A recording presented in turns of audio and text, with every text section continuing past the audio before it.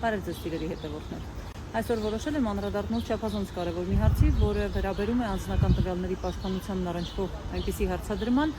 որն է առանց մարդու համաձայնության նրան ձայնագրելը կամ տեսանկարահանելը։ Ինչպես անձնական տվյալների պաշտպանության մասին Հայաստանի Հանրապետության օրենքը, այնպես էլ անձնական տվյալների պաշտպանության գործակալությունը ունեն շատ լավ մշակված ուղեցույցներ, թե որ դեպքերում կարելի է, իսկ որ դեպքում ոչ։ Առհասարակ նման միջամտություն մարդու անձնական կյանքին կարելի է, եթե դա նախատեսված է օրենքով, եթե հետապնդում է օրինական նպատակ եւ եթե պահպանված են համաչափության կանոնները։ Այս 3 պայմաններից յուրաքանչյուրի արկայությունը անհրաժեշտ է եւ բոլորը միասին բավարար, որպեսզի նման միջամտությունը համարվի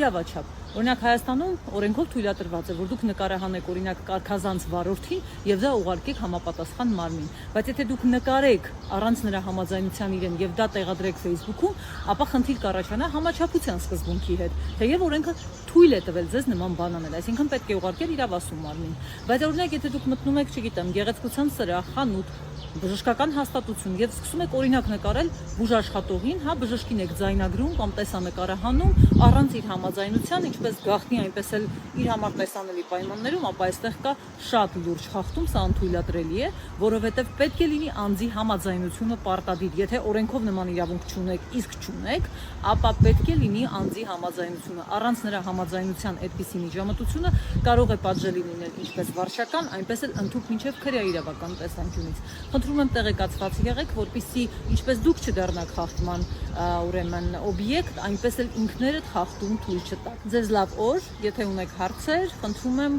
այս ռիլի մեկնաբանություններում նշել դրանք եւ ես անպայման կանդրադառնամ դրանց։